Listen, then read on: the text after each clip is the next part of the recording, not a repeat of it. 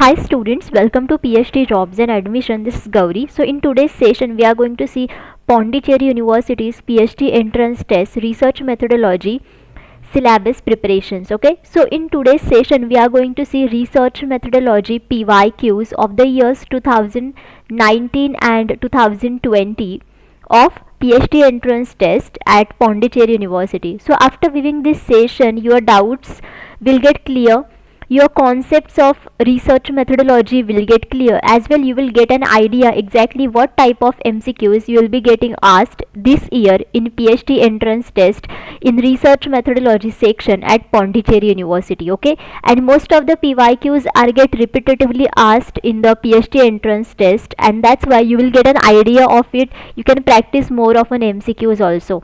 So now let us begin with this session. So students, as you know that there is PhD entrance test at Pondicherry University for this year, and all the candidates have to give this PhD entrance test. So in this PhD entrance test, they will ask you 50% MCQs on research methodology and 50% MCQs on concerned subject. So to qualify the PhD entrance test, all the candidates have to score 50% marks. So to qualify this entrance test, we provide you research methodology complete course. With the help of this complete course, all the students can guaranteed score 50% marks in research methodology itself and qualify the PhD entrance test, and it is possible.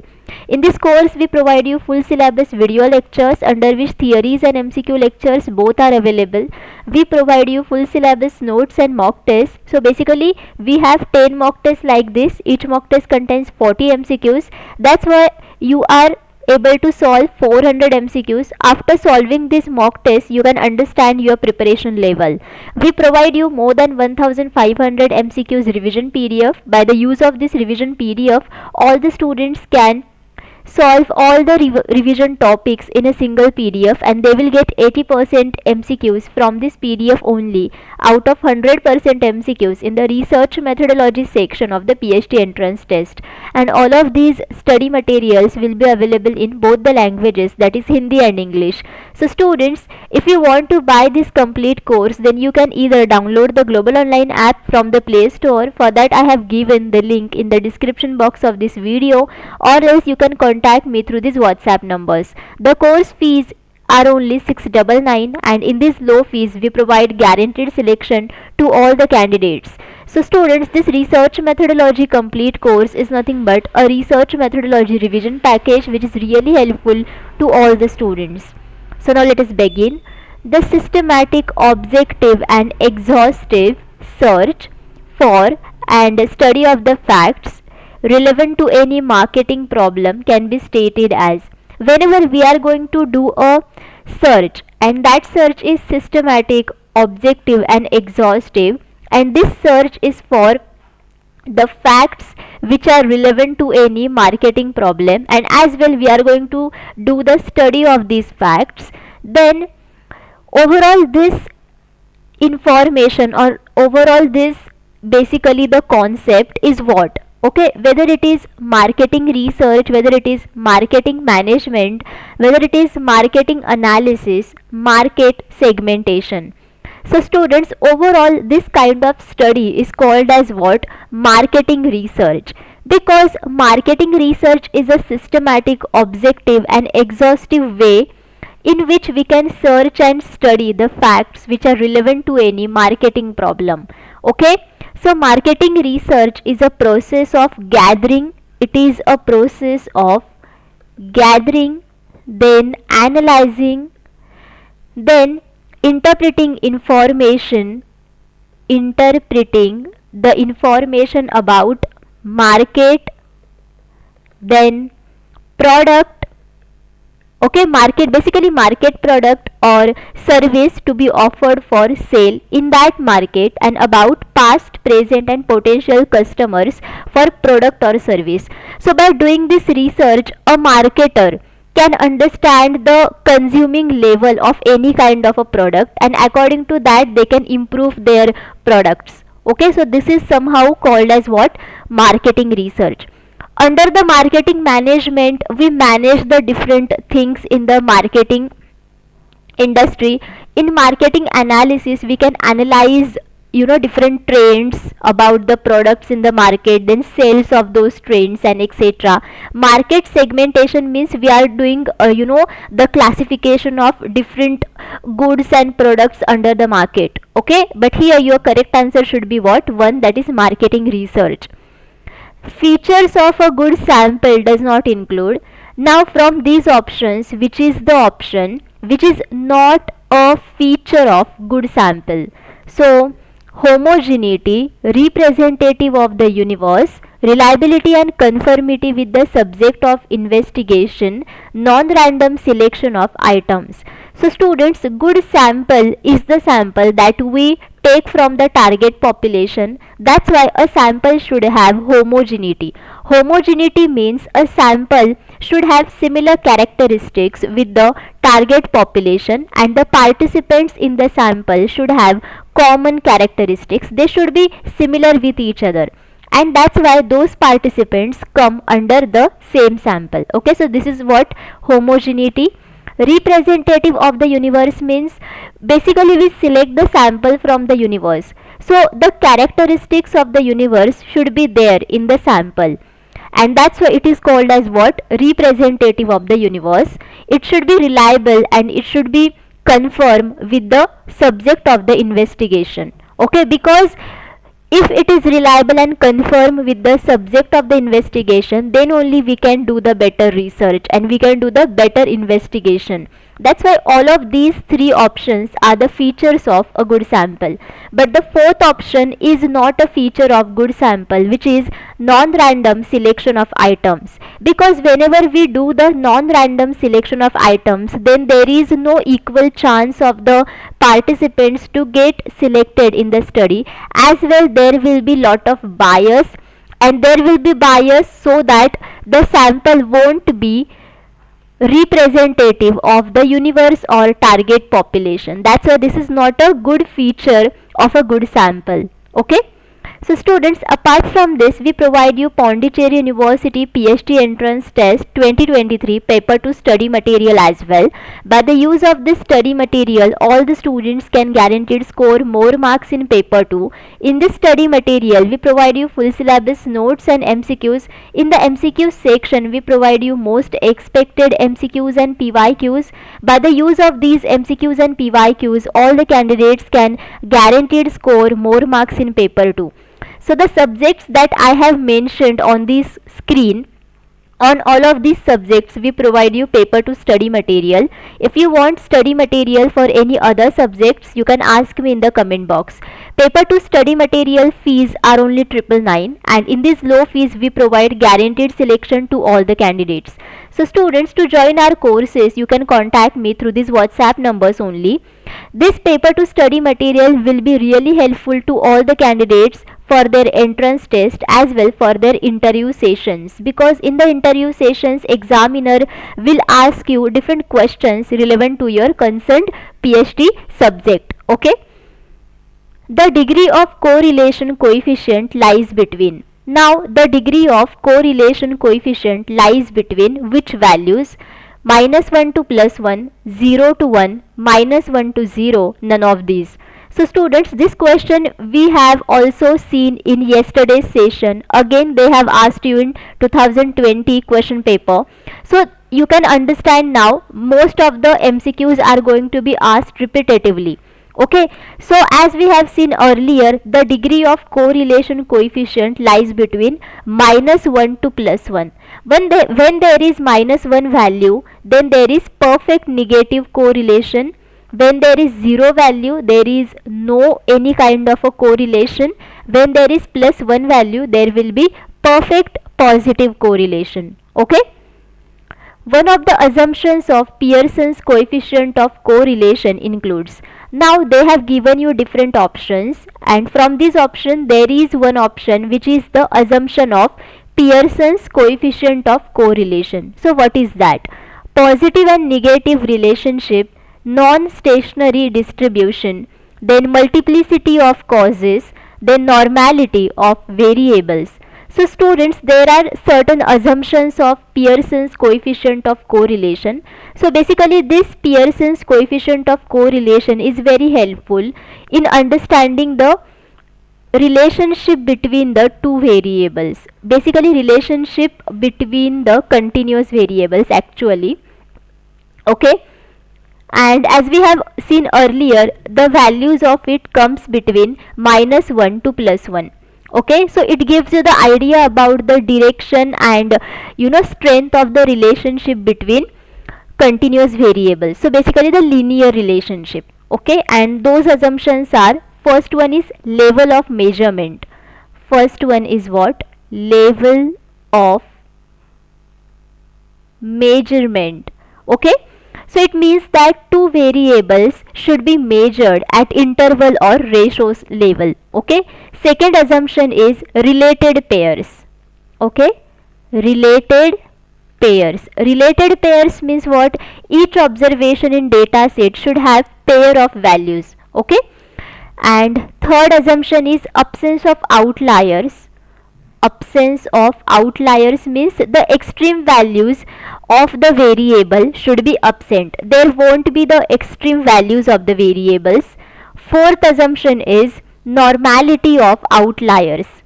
Okay, normality of outliers or normality of the variables basically.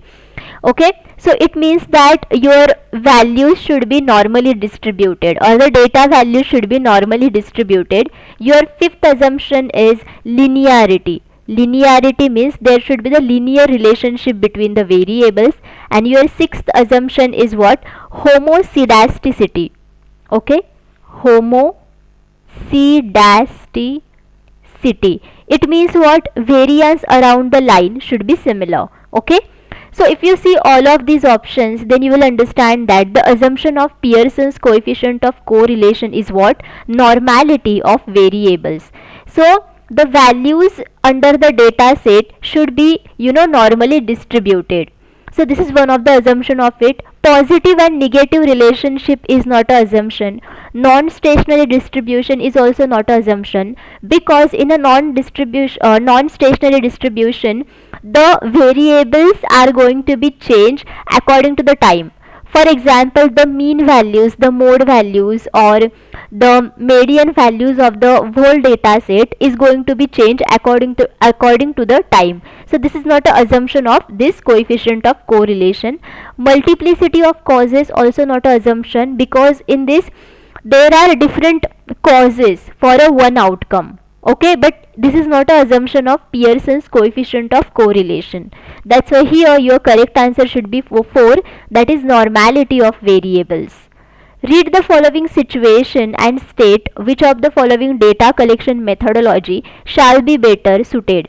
So now they have given you one situation, and for this situation we need to give the answer which data collection methodology will be better suitable for this situation.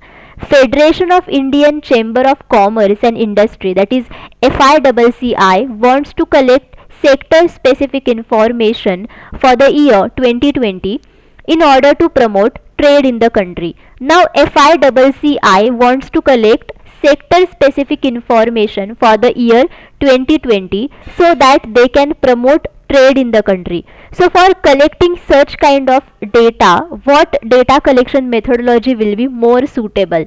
Mailed questionnaire method, schedules sent through enumerators, indirect oral investigation, direct personal investigation. So for such data collection situation, we can use schedules sent through enumerators, because in this data collection methodology basically we can send trained enumerators to collect data from respondents using structured questionnaire. Okay, and they can help clarify any question that respondents may have, and can also ensure that data collected is accurate and reliable. And it is useful when dealing with complex and technical information such as sector specific information, because this is very complex and technical information. So for collecting such kind of information, we can send enumerators, and these enumerators can take responses from the respondents. Okay, so this is really very helpful data collection methodology for this situation. In the mailed questionnaire method, basically researcher sends the different types of questions through the mail, and this won't be that much helpful because through this method researcher can't give the advice or can't give the solution to the specific problems relevant to a collection of sector specific information to the respondents. Indirect oral investigation is the method in which there will be oral investigation but through the indirect technologies. It won't be that much helpful.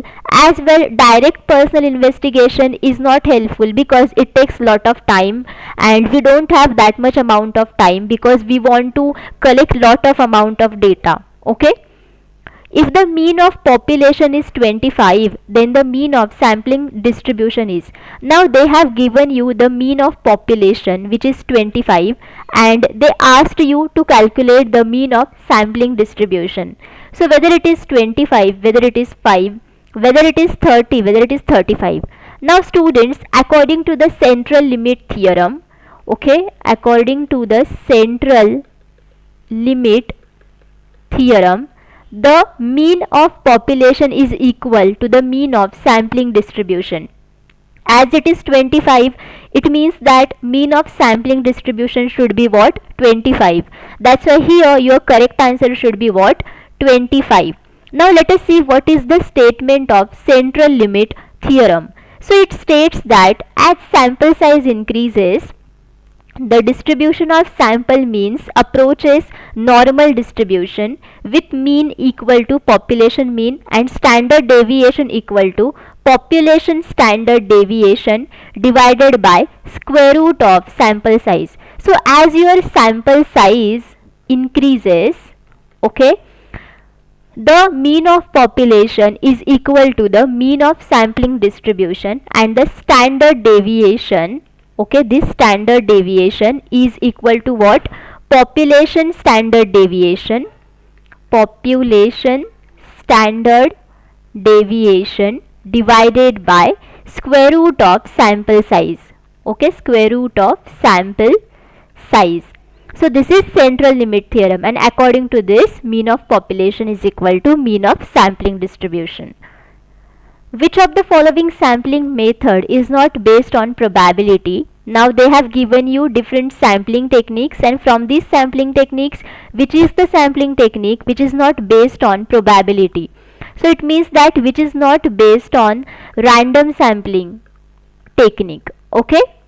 So now let us see options. Simple random sampling, stratified sampling, quota sampling, cluster sampling. So from these options, students, quota sampling is a sampling method which is not based on probability, because in this sampling technique you have the target population, and from the target population you make different subgroups, but from each subgroup you non-randomly select the samples according to the characteristics you want in the your study. Okay, basically here you select the samples from each subgroup in the population non-randomly.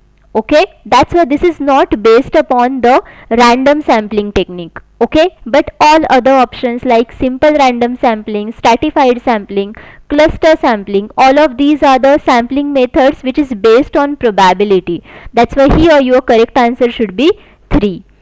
A null hypothesis. Now what is null hypothesis? When there is no difference between the variables, when there is a difference between the variables, subjective in nature, the same as research hypothesis. Now students, null hypothesis is the hypothesis under which we state that there is no difference between the variables. Okay, that's why here your correct answer should be what? 1, that is when there is no difference between the variables. Okay, and basically in the research we test the null hypothesis by using different statistical methodologies. Okay, which research includes all types of researches into human motives when it refers to qualitative research designed to uncover the consumer's subconsciousness or hidden motivations. Now from these research types, which is the research which includes all types of researches which is relevant to human motives, and in this research type we can do the qualitative research which is designed to understand the consumer's subconsciousness or hidden motivations. So whether it is price research, marketing research, managerial research, motivational research. So students, such kind of research type is called as what? Motivational research, because here you are going to see the human motives, you are going to understand the consumer's subconsciousness or hidden motivations, right? And in the motivational research you are basically studying the human motivation itself. Okay, so this is the research type, and this is the type of marketing research. Okay, this is the type of marketing research, and it focuses on understanding underlying reasons why consumers behave in certain ways. Okay, and it uses different techniques such as in-depth interviews, then focus groups, projective test to explore subconscious motivation that drive consumer behavior. So by understanding such consumer behaviors, marketer can understand what is happening in the consumer's mind, and according to that they improve their products. Okay, price research, in that we can understand the different price options of the products in the market. Marketing research, as we have seen in the first question of this session, right? Managerial research, we are going to manage different things. So here your correct answer should be what? 4. In the normal distribution, the data values are clustered around the.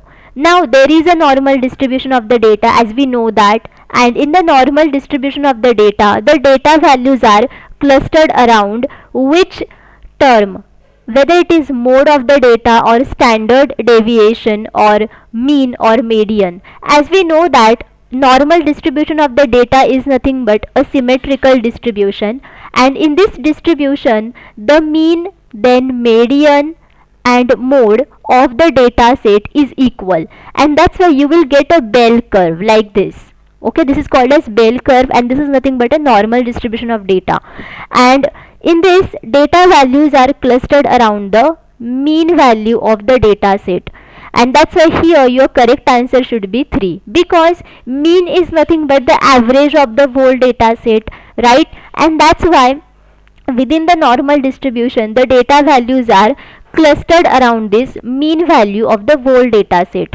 Okay, and whenever there is a normal distribution, then half of the values come under the mean and half of the values come above the mean. Okay, that's why here your correct answer should be 3. So students, thank you for watching this session. I hope all of you understood everything whatever I have discussed in this session, but if you have any doubts you can ask me in the comment box.